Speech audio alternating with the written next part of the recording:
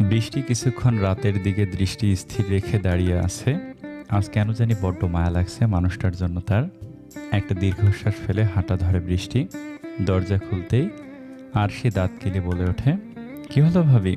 তোমার আশিক তো দেখি বেঘোরে ঘুমাচ্ছে। তাহলে দরজা খুলতে এত দেরি হলো কেন তোমার?" আরশির কথায় কিছুটা লজ্জার ছাপ ভেসে ওঠে বৃষ্টির মুখে। বৃষ্টিকে নিয়ে নিচে চলে যায় আরশি। দেখে অনেক মেহমান বসে আছে ওখানে। বৃষ্টিকে দেখে সবাই কেমন ভ্রু কুঁচকে তাকায় বৃষ্টির দিকে, যেন বৃষ্টি একটা আসামি আর বাকিরা তার বিচার করতে বসেছে। পাশ থেকে এক মহিলা রাতের মাকে বলে ওঠে, "এটাই তাহলে বউ? দেখতে শুনতে তো ভালোই আছে দেখছি।" পাশ থেকে আরেকজন বলে ওঠে, "আরে ওর বোনটার শরীর স্বাস্থ্য আরও ভালো ছিল, কি মায়াবী মেয়ে ছিল সে। কিন্তু কে জানতো এত ভালো মেয়েটা এমন কাজ করে বসবে।" আগের মহিলাটা আবার বলে ওঠে, "আজকালকার মেয়েদের বোঝা বড় দায়, কখন মনে কি ফোন দিয়ে আটে তা বোঝাই মুশকিল। বড় বোনটা তো বিয়ের দিনই বেটা মানুষ নিয়ে ভাগছে। যার বড় বোনের চরিত্র এমন, সেখানে ছোট বোনটাও আর কেমনই হবে। এখন এটা টিকলেই হলো।" ওদের কথা শুনে চোখের কোণে পানি জমে গেল বৃষ্টির। তবুও মুখ বুজে সব সহ্য করছে মাথা নিচু করে। পাশ থেকে আরশি বলে ওঠে, "আচ্ছা চাচি, আপনারা এমনভাবে কথা বলছেন যেন আপনার ছেলের গলায় ধরে আমরা কাউকে ঝুলিয়ে দিয়েছি। তাছাড়া ভাইয়ের সম্মতিতেই বিয়েটা হয়েছে। সে যদি ভালো থাকে তাহলে আপনাদের এত জ্বলে কেন? নাকি আপনার মেয়েকে বিয়ে করেনি দেখে তাই এমন জ্বলছে?" মহিলাটা চোখ রাঙিয়ে বলে ওঠে, "দেখলেন আজকালকার মেয়েরা কেমন চটচট কথার উত্তর দিয়ে দেয়। মুরব্বীরা কথা বলার সময় কথা মাটিতে পড়তে পারে না, তার আগেই তুলে নেয় মুখে।" পাশের মহিলাটা একটু নড়েচড়ে বসে। "আচ্ছা মা, তোমার নাম কি?" বৃষ্টি কাপা গলায় ছোট্ট করে উত্তর দেয় বৃষ্টি। "বাহ, দুই বোনের সাথে নামে তো বেশ ভালোই মিল আছে। তো তোমার বোনটা এভাবে বিয়ের দিন ভেগে গেল কেন? ছেলেটার সাথে কি আগে থেকেই সম্পর্ক ছিল তার?" সবার এমন আহাম্মকি প্রশ্নের উত্তর খুঁজে পাচ্ছে না বৃষ্টি, তাই চুপচাপ সব শুনে যাচ্ছে সে। তাদের কোনো কথাই স্বস্তিকর নয়, প্রতিটি কথায় যেন অস্বস্তি তৈরি করছে মনে। যেখানে একটা মেয়ের বিয়ের পর কত মানুষ আসবে তাকে দেখার জন্য, সকলে হাসি খুশি ভাবে সময় কাটাবে তার সাথে, নতুন বউ নিয়ে থাকবে, সকলের মনে খুশির উত্তেজনা। আর সেখানে তাকে আজ দাঁড়িয়ে দাঁড়িয়ে তার আর বোনের চরিত্রের ইন্টারভিউ দিতে হচ্ছে। বিয়েটা এভাবে হওয়া, বাসরাতে স্বামীর কাছে অপমানিত হয়ে চর খাওয়ার দৃশ্য সত্যি তার ভাগ্যটা অতুলনীয় ভাগ্য হিসেবে চিহ্নিত। নিয়ম অনুসারে আজ মেয়ে পক্ষরা এই বাড়িতে আসার কথা, কিন্তু সেটাও ক্যান্সেল করে দিয়েছে রাত। ওই বাড়ি থেকে কেউ আসেনি। রুমের এক কোণে বসে আছে বৃষ্টি, শুধু চোখের কোণে গড়িয়ে পড়া পানিগুলো হাত দিয়ে মুছে নিচ্ছে সে। রাত সেই সকালে বেরিয়েছে, এখনও বাড়ি ফেরেনি। আর সে রুমে আসতেই তড়িঘড়ি করে চোখের পানি মুছে গাল টেনে একটা হাসি দিল বৃষ্টি। তবুও কান্নার ভাবটা আরশির চোখ এড়ালো না। বৃষ্টির চোখের জল মুছে দিয়ে বলে ওঠে, "কেঁদো না ভাবি, একসময় দেখবে সব ঠিক হয়ে যাবে। ভাইয়া আসলে এমন ছিল না, বাবা মায়ের মুখের ওপর কোনোদিনও কথা বলেনি। এই একটা কষ্টেই পাল্টে দিয়েছে তার জীবনটা। এত বছরের ভালোবাসা ভুলতে তো একটু সময় লাগবে, এটাই তো স্বাভাবিক। কিছু মেয়েদের জীবনটাই এমন, কিছু কিছু পরিস্থিতিতে নিজেকে মানিয়ে নেওয়াটাও একটা বড় সংগ্রাম। কেঁদো না ভাবি, এই সুন্দর মুখে কান্নাটা একদম বেমানান। একটু হাসো, আয়নায় গিয়ে দেখো নিজেকে কত সুন্দর লাগবে ওই হাসিতে।" হঠাৎই আরশিকে জড়িয়ে ধরে হু হু করে কেঁদে দিল বৃষ্টি। এইভাবেই কেটে গেল আরও দুদিন। রাতে সবাই মিলে খাচ্ছে টেবিলে। আরশি বৃষ্টিকে বসিয়ে দিল রাতের পাশে। চুপচাপ বসে প্লেট টেনে নিল রাত। রাতের মা ইশারা করে রাতের প্লেটে খাবার তুলে দিতে বলল বৃষ্টিকে। মায়ের কথা মতো কাঁপা হাতে রাতের প্লেটে খাবার তুলে দিচ্ছে বৃষ্টি। হাতটা কাঁপছে তার। হঠাৎই রাত উঠে দাঁড়ায় খাবার ছেড়ে। "কিরে, আবার কি হলো? উঠে গেলি কেন?" ইচ্ছে হলো তাই। হন হন করে হেঁটে রুমে চলে গেল রাত। মুখটা গোমড়া করে মাথায় নিচু করে দাঁড়িয়ে রইল বৃষ্টি। সকলে খেয়ে নেয় বসে। বৃষ্টিকে দিয়ে রাতের খাবারটা রুমে পাঠিয়ে দেয় তার বাবা। ভয়ে ভয়ে খাবারগুলো রাতের পাশে রেখে বলে ওঠে, "দয়া করে আমি দোষ করলে খাবারের উপর রাগ দেখাবেন না। শরীর খারাপ করবে, খাবারটা খেয়ে নিন।" রাত শুয়ে থাকা অবস্থায় বলে ওঠে, "নিয়ে যাও এগুলো।" বৃষ্টি কিছুক্ষণ দাঁড়িয়ে রইল। কি করবে বুঝতে পারছে না সে। রাত হুট করে উঠে খাবার সব প্লেটটা ছুঁড়ে মারল ফ্লোরে। এক পাশে দাঁড়িয়ে একটু কেঁপে ওঠে বৃষ্টি। তার শরীর দিয়ে একটা শীতল শিহরণ বয়ে গেল। খিদে নেই বললাম না, কানে যায় না। আর একদম আমার সামনে ভালো সাজতে আসবি না। যতটুকু আসিস ততটুকুতেই পড়ে থাক, এর চেয়ে বেশি আগানোর চেষ্টা করবি না। বলেই হনহন করে ছাদে গিয়ে সিগারেট ধরালো রাত। সেখানে দাঁড়িয়ে থেকে একটা বড় নিঃশ্বাস নিল বৃষ্টি। রাত তখন গভীর। হঠাৎ ঘুমটা ভেঙে গেল বৃষ্টির। কানে এলো নিঃশব্দে কিছু কান্নার আওয়াজ। সোফা থেকে নেমে ধীর পায়ে ব্যালকনির দিকে এগিয়ে গেল বৃষ্টি। দেখে চাঁদের আলোয় ব্যালকনিতে বসে বর্ষার ছবি হাতে নিয়ে নীরবে কেঁদে যাচ্ছে রাত। চোখের জল গড়িয়ে পড়ছে গাল বেয়ে। নীরবে রাতের পাশে গিয়ে বসলো বৃষ্টি। একবার বৃষ্টির দিকে তাকিয়ে আবার নিচের দিকে তাকিয়ে রইল রাত। আজ আর বৃষ্টিকে কিছু বলছে না রাত। ইচ্ছে করছে তার সব কষ্ট আজ বৃষ্টির সাথে ভাগাভাগি করে নিতে। বৃষ্টিও চুপচাপ বসে তার কাঁধে একটি হাত রাখলো। সে কখনো ছেলেদের এভাবে কাঁদতে দেখেনি। দেখেছে মায়ের মার খেয়ে ছোট ছোট বাচ্চারা কান্না করছে, কিন্তু বড় হওয়ার পর এইভাবে কোনো ছেলেকে কাঁদতে দেখেনি সে। বর্ষা কি আঘাতটা এনে দিয়েছে তাকে। কেটে গেল আরও 2 দিন। আজ বৃষ্টিকে নিতে এসেছে তার বাবা। বিয়ের পর স্বামী সহ বাপের বাড়ি 2-1 দিন থেকে আসার প্রথাটা আমাদের সমাজে প্রচলিত, কিন্তু রাত ওই বাড়িতে যেতে নারাজ। যেতে হলে বৃষ্টি একাই যাবে। অনেক জোরাজোরি করেও রাতকে নিতে পারেনি কেউ। রাতের বাবা বৃষ্টির বাবাকে বুঝিয়ে বলল ব্যাপারটা। দরকার হলে রাত ওই বাড়ি থেকে নিয়ে আসবে বৃষ্টিকে। অবশেষে রাজি হয়ে যায় বৃষ্টির বাবাও। বৃষ্টিকে নিয়ে চলে যায় সে। রাত 8টা। একটা পাতলা কাঁথা গায়ে দিয়ে ঘুমাচ্ছে আরশি। শরীরটা ভালো নেই আজ। সকালে বৃষ্টিতে ভিজে জ্বর উঠেছে। সন্ধ্যায় ডাক্তার এসে ওষুধ লিখে দিয়ে গেছে। ঘুমাচ্ছে সে। হঠাৎ খেয়াল করলো তার দিকে কেউ একজন ঝুঁকে মাথায় পট্টি দিচ্ছে।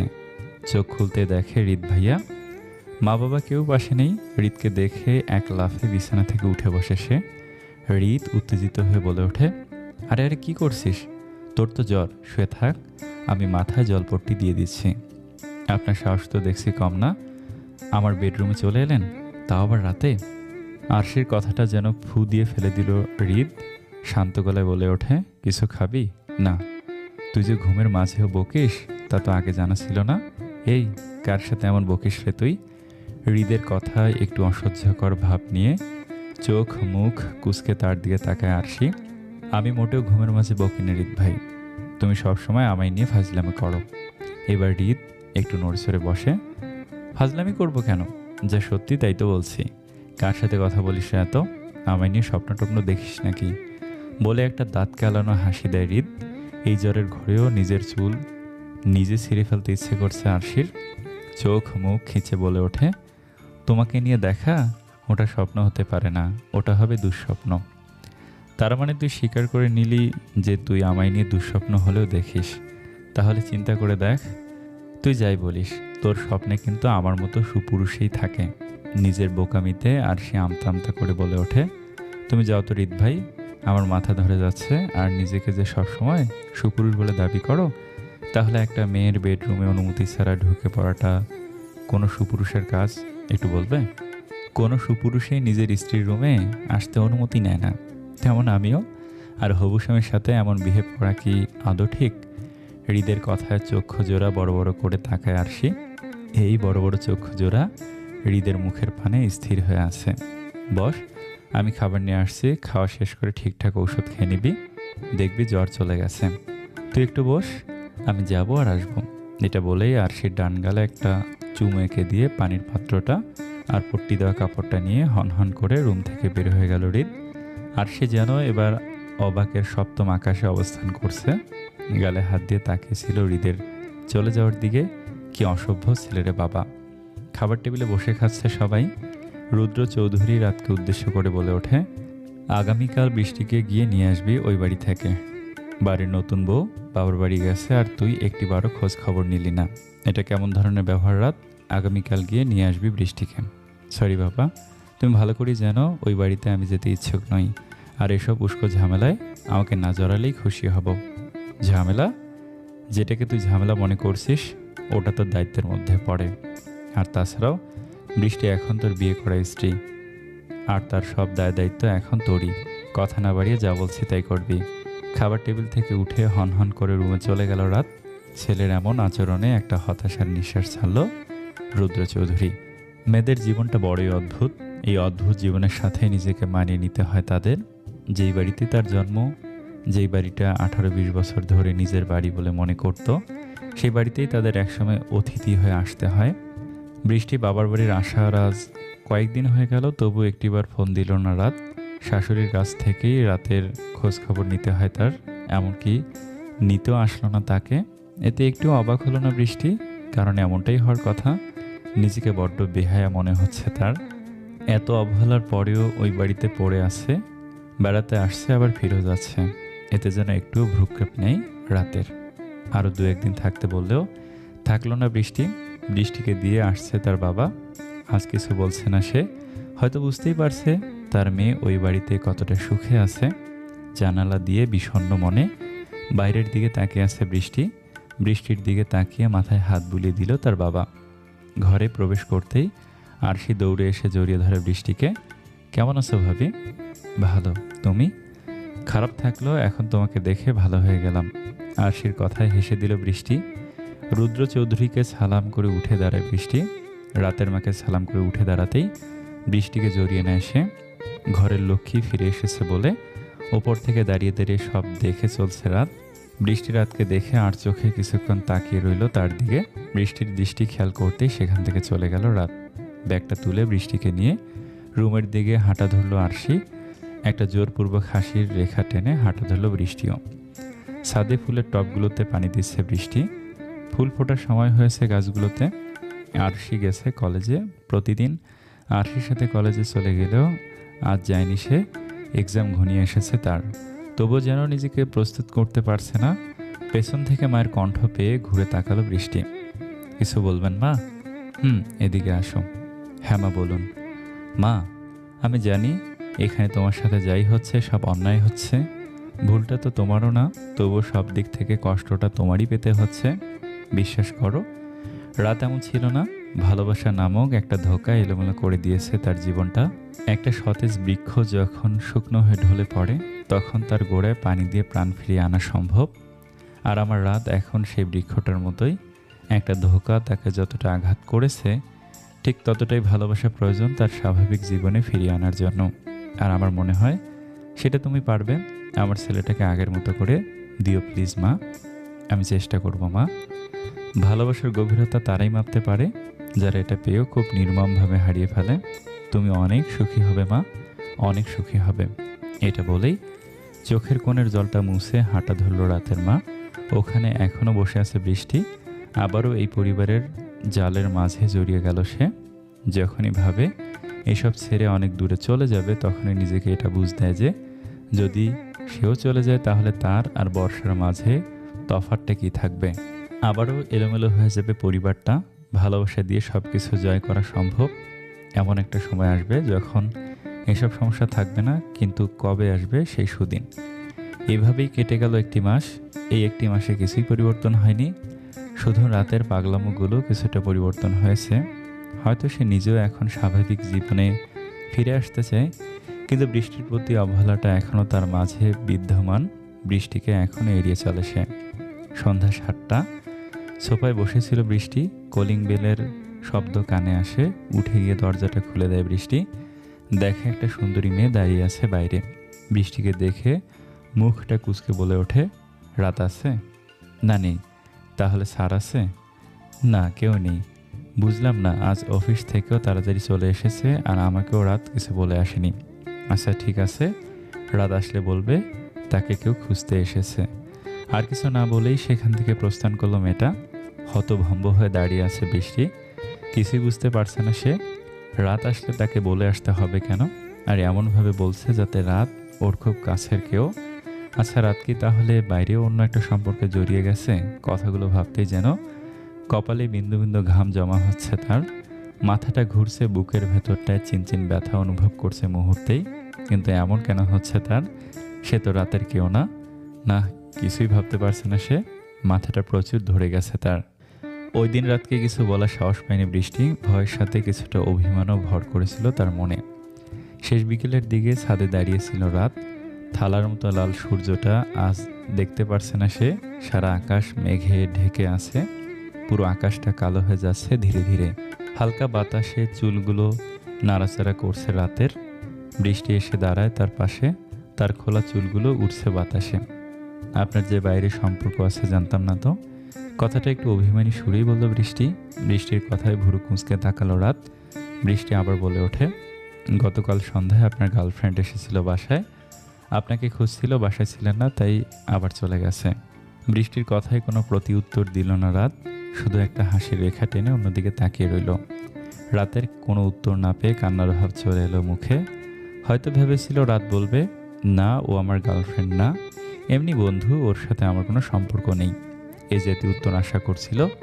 কিন্তু রাত কিছু বলেনি। তাহলে মেয়েটার সাথে কি রাতের সম্পর্কটা গভীর?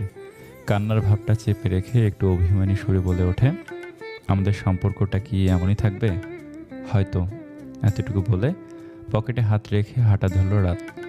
ওভাবেই দাঁড়িয়ে রইল বৃষ্টি। কিছুক্ষণ পরেই মুষলধারে বৃষ্টি নেমে আসলো। বৃষ্টিতে ওইভাবে দাঁড়িয়েই ভিজতে থাকলো বৃষ্টি। এই বর্ষণ কি পারে না তার সব কষ্ট ধুয়ে মুছে শেষ করে দিতে। খেয়ে দিয়ে শুয়ে পড়লো সবাই। প্রতিদিনের মতো সোফায় গিয়ে শুয়ে পড়লো বৃষ্টি। শরীরটা কেমন কাঁপছে, শীতল ভাব অনুভব করছে সে। হয়তো সন্ধ্যায় ভিজে জ্বর চলে আসছে ধীরে ধীরে। বৃষ্টি হঠাৎ অনুভব করলো তাকে কেউ ঘুমের মাঝে কোলে তুলে নিয়ে হাঁটছে। পিটপিট করে চোখ খুলতে দেখে রাত। রাত কোলে করে নিয়ে বিছানায় শুয়ে দিল বৃষ্টিকে। এই প্রথম রাতের স্পর্শ অনুভব করলো বৃষ্টি। জ্বরের ঘোরেও যেন অদ্ভুত ভালো লাগা কাজ করলো তার মাঝে। চুপচাপ চোখ বন্ধ করে আছে সে। বৃষ্টিকে বিছানায় শুয়ে পাতলা কম্বলটা গায়ে টেনে দিয়ে পাশে বসে কপালে হাত বোলাচ্ছে রাত। মাথার পাশে বসে তাকিয়ে আছে বৃষ্টির মুখের দিকে। হাতটা কপালে রেখে জ্বর চেক করছে সে। চোখ বুজে মুহূর্তটা ভালোই উপভোগ করছে বৃষ্টি। কাত হয়ে জড়িয়ে ধরে রাতকে। মাথার পাশে বসায়। কোমর ধরে জড়িয়ে ধরার সুবিধাটা ভালোই হয়েছে তার। কিন্তু তাও আজ রাত কিছু বলছে না, শুধু চুপচাপ চেয়ে আছে বৃষ্টির দিকে। আবার কখন যে ঘুমিয়ে পড়ল তা খেয়ালই করেনি বৃষ্টি। কিছুক্ষণ পর চোখ খুলতেই তার চারপাশে সবাইকে দেখতে পেল সে। পাশে বসে ঔষধ লিখে রাতকে দিল ডাক্তার। অপর পাশে বাবা মা আর সে সবাই বসে আছে। ডাক্তারকে এগিয়ে দিতে চলে গেল রাত। বৃষ্টি পিটপিট করে তাকাচ্ছে সবার দিকে। সবাইকে দেখে মনে হচ্ছে যেন একটা মস্ত বড় কাণ্ড পাকিয়ে ফেলেছে সে। পাখির কিচিরমিচির শোনা যাচ্ছে চারদিকে। ভোরের আলো পুরোপুরিভাবে ফুটে উঠেছে। বিছানায় কম্বল মুড়িয়ে আরাম করে শুয়ে আছে বৃষ্টি। আর রাতকে দেখলো ওয়াশরুম থেকে বেরিয়ে আসতে। বৃষ্টি এবার শিওর হলো যে গতকাল রাতের ব্যাপারটা স্বপ্ন নয়, সত্যি রাত তাকে কোলে নিয়ে হেঁটেছে। তাহলে কি রাত আর আমি একই বিছানায় ছিলাম আজ? ভাবতে লজ্জায় শিউরে উঠল বৃষ্টি। রাতের দিকে তাকিয়ে দেখে একটা ট্রাউজার আর টি শার্ট পরে নিচে চলে গেল সে। ঘড়ির দিকে তাকিয়ে দেখে সকাল 7টা। বাইরে সোনালি রোদটা ধীরে ধীরে প্রখর হয়ে উঠেছে। পাখিদের কিচিরমিচিরের শব্দটাও কমে গিয়েছে অনেকটা। এখন শরীর কিছুটা হালকা লাগছে বৃষ্টির, তবে মাথাটা এখনও কিছুটা ধরে আছে। ধীর পায়ে বিছানার থেকে নেমে নিচে চলে গেল সে। দেখে মা আর চৈতি মিলে নাস্তা তৈরি করে টেবিলে সাজিয়ে দিচ্ছে। তাদের দেখে কিচেনের দিকে এগিয়ে যায় বৃষ্টি। মনে একটা অপরাধ বোধ কাজ করছে তার। বাড়ির বউ পড়ে ঘুমাচ্ছে আর শাশুড়ি রান্নাঘরে। মা, আপনি কেন কষ্ট করছেন? চৈতিকে বললেই সে তো আমায় ডেকে দিত। আমি পড়ে ঘুমাচ্ছি আর আপনি কষ্ট করছেন, ব্যাপারটা কি মানানসই বলুন? রাতের মা রাত্রি চৌধুরী মুখে একটা হাসির রেখা টেনে বলে ওঠে, তোমার শরীর কেমন আছে এখন? এখন মোটামুটি ভালো লাগছে মা। রাত্রি চৌধুরী বৃষ্টির কপালে হাত রেখে বলে ওঠে, জ্বর তো দেখছি এখনও আছে। আচ্ছা, তুমি কি এখনও বাচ্চাই রয়ে গেলে যে গতকাল সারা বিকেল বৃষ্টিতে ভিজলে, এখন জ্বর বাঁধিয়ে ফেললে? যাও গিয়ে ফ্রেশ হয়ে আসো। আর রাতকে ঔষধগুলো এনেছে? কোনো অন্য বাড়ির একটা মেয়ের কাজ আমি কেন করতে হবে? আমি কি তার কাজের লোক নাকি? যত সব ফল কথাবার্তা। পাশে চেয়ার টেনে বসতে বসতে কথাটা বলল রাত। হাসি মুখটা যেন নিমেষে মলিন হয়ে যায় বৃষ্টির। সত্যি তো সে অন্য বাড়ির মেয়ে। সুযোগ বুঝে ঠিকই খোঁচাটা দিয়ে দিল রাত। মুখটা গোমড়া করে উপরে চলে যায় বৃষ্টি। ওদিকে কোনো ভ্রুক্ষেপ না করে নাস্তা করতে ব্যস্ত রাত। যেন বৃষ্টির অভিমানটা তার চোখেই ধরা পড়েনি। পাশ থেকে রাত্রি চৌধুরী বলে ওঠে, দিল্লি তো মেয়েটার মন খারাপ করে। আচ্ছা, একটা কথা বলতো, কেন ওর সাথে এমন করিস তুই? দোষটা কি তার যে সব কিছু তাকে সহ্য করতে হবে? কখন একটু ভালো ব্যবহার করিস না মেয়েটার সাথে? জীবনে মানুষ কষ্ট পায়, প্রতারিত হয়, আরও কত কিছুই হয় মানুষের জীবনে। তাই বলে তার জেদ অন্য কারো উপর ফেলতে হবে? একটা মেয়ে নতুন বাড়িতে নতুন বউ হয়ে এসে সব কিছু গুছিয়ে তুলতেও কয়েক মাস সময় লাগে। মনের মাঝে থাকে পরিবার ছেড়ে আসার কষ্ট, আর সেখানেও যদি তার জীবন স্বামী শ্বশুরবাড়ির অবহেলায় ডুবে থাকে, তাহলে তার মনের অবস্থানটা কেমন হবে শুধু সে নিজেই বুঝতে পারে। আর বিয়েটা তো তুই নিজের সম্মতিতেই করেছিস, তাহলে কেন এমন করছিস মেয়েটার সাথে? তুই এখন অবুঝ নয়, যদি পারিস বৃষ্টির জায়গায় নিজেকে কল্পনা করে দেখিস। এতটুকু বলেই কিচেনের দিকে হাঁটা ধরে রাতের মা। রুদ্র চৌধুরী এসে নাস্তা করছে। খাওয়া শেষ করে একটা প্লেটে কিছু নাস্তা নিয়ে উপরে চলে যায় রাত। বিষণ্ণ মনে খাটের উপর পা ঝুলিয়ে বসে আছে বৃষ্টি। রাতকে দেখে দাঁড়িয়ে যায় সে। হাত দুটো একটু কাঁচুমাচু করে সেখান থেকে সরে যেতেই পেছন থেকে হাতটা চেপে ধরল রাত। আমাকে দেখে ভয় পাওয়ার কিছু নেই, আমি কোনো এলিয়েন নই। আর অভিমানী মুখেও তোমাকে হেব্বি লাগে। এখন যাও, অভিমান দূর করে ফ্রেশ হয়ে আসো। চলে যেতে চেয়েও রাতের কথায় এবার স্তব্ধ হয়ে দাঁড়িয়ে আছে বৃষ্টি। বৃষ্টিকে ওভাবে দাঁড়িয়ে থাকতে দেখে রাত উঠে বৃষ্টির হাত ধরে টেনে নিয়ে গেল ওয়াশরুমে। বৃষ্টিকে আয়নার সামনে দাঁড় করিয়ে ব্রাশে পেস্ট লাগিয়ে বৃষ্টির দিকে বাড়িয়ে দেয় রাত। নাও এটা, এখন কি তোমাকে আমার ব্রাশও করে দিতে হবে? না, আমি নিজের কাজ নিজে করতে পারবো, অন্য বাড়ির মানুষের জন্য আপনাকে কষ্ট করতে হবে না। বৃষ্টি ফ্রেশ হয়ে বের হয়ে আসে ওয়াশরুম থেকে। হাত মুখ মুছে আয়নার সামনে বসে পড়ে সে। রাত হাতটা ধরে তার পাশে এনে বসায় বৃষ্টিকে। এখন তোমার বডি ট্রিটমেন্ট করার সময় নয়, শরীরের যত্ন নেওয়ার সময়। খেয়ে ঔষধ না খেলে সুস্থ হবে কি করে? দেখি হা করো। রাত একে একে সব খাবার খাইয়ে দিল বৃষ্টিকে। খাওয়া শেষে ঔষধগুলোও খাইয়ে দিল। দুটো ঔষধ বড় হয়, সেগুলো ভেঙে দিল রাত। আপনি না বললেন ঔষধ আনেননি? তাহলে চিন্তা করো না, ঘর থেকে উল্টাপাল্টা ওষুধ খাওয়াচ্ছি না তোমাকে। তুমি যখন ঘুমাচ্ছিলে তখন নিয়ে আসলাম। রাত বৃষ্টিকে খাইয়ে উঠে আসার সময় আবার দাঁড়িয়ে বলে ওঠে, শোনো, এই বাড়িটা তোমারও। যাই হোক, তুমি এখন এই বাড়ির বউ, সব ভয় নয়, নিজের বাড়িতে অধিকার নিয়ে চলবে। তাছাড়া এই বাড়িতে আসার পর থেকে শুধু কষ্টই পেয়ে গেছো তুমি।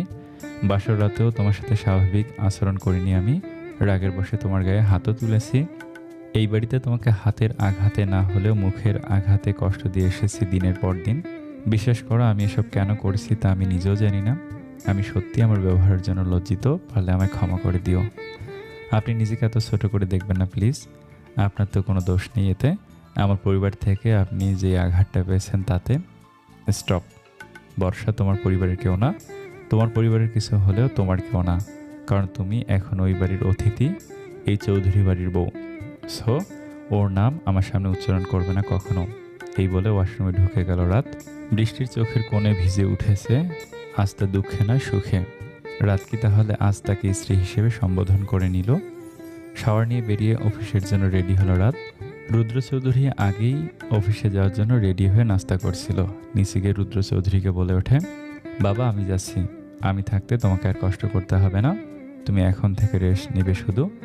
আজ থেকে আমি একাই সামলাবো সব। তুই কি একা সব সামলাতে পারবি? অবশ্যই পারবো বাবা, তোমার ছেলে না আমি? তুমি একসময় সব একা সামলিয়েছো না? আর তোমার সাথে গিয়ে গিয়ে তো সব কিছু বুঝে নিয়েছি এখন। So no tension, you take rest. বিকেলে বাইরে হাঁটতে বেরিয়েছে বৃষ্টি ও আরশি। বৃষ্টি ঘুমাচ্ছিল, তখনই আরশি উঠিয়ে নিয়ে আসলো তার সাথে ঘুরতে।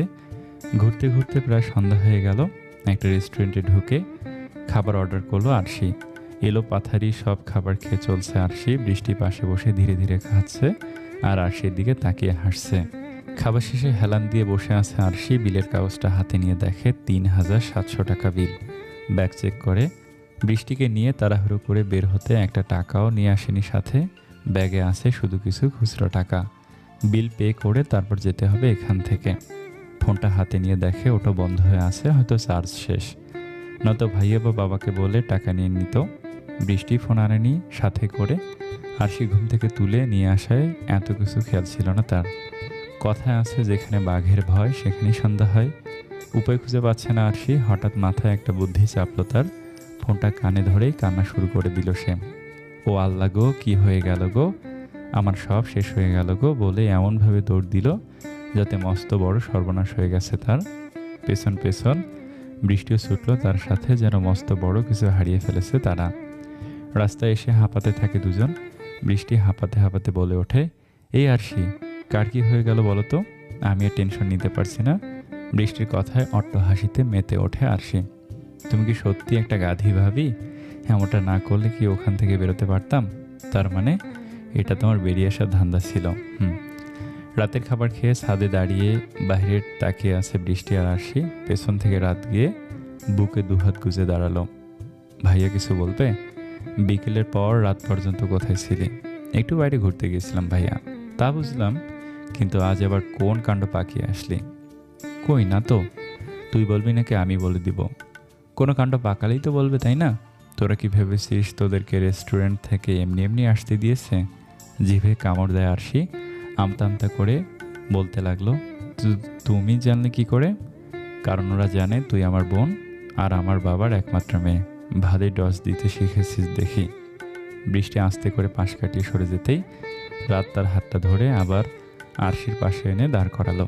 আমি কিছু করিনি, যা করেছে আরশি করেছে। যে চুরি করে আর যে পাহারা দেয় দুজনেই সমান অপরাধী। ঘুমানোর প্রস্তুতি নিচ্ছে সবাই। আরশিও তার রুমে চলে গেছে। বৃষ্টি গিয়ে শুয়ে পড়লো সোফায়, চোখ বুজে ঘুমানোর জন্য প্রস্তুত সে। আচমকাই কেউ এসে টেনে তুলে বৃষ্টির হাতটা ধরে। চোখ খুলে দেখে রাত। আজ থেকে তোমার আর সোফায় শুতে হবে না বৃষ্টি। তুমি এই বাড়ির বউ, তাই তোমার সব কিছুতে অধিকার আছে। বিছানায় গিয়ে শুয়ে পড়ো তুমি, আমি আজ থেকে এখানে থাকব। না না, আমার কোনো অসুবিধা হচ্ছে না, আপনি ঘুমান, আমি ঠিকই আছি। আমি কিছু জানতে চেয়েছি তোমার থেকে। এখান থেকে সরতে বলেছি, সরো। আজ থেকে আমি এখানে ঘুমাবো। এত বড় খাট খালি পড়ে আছে আর তুমি ওখানে ঘুমাবে আজ থেকে।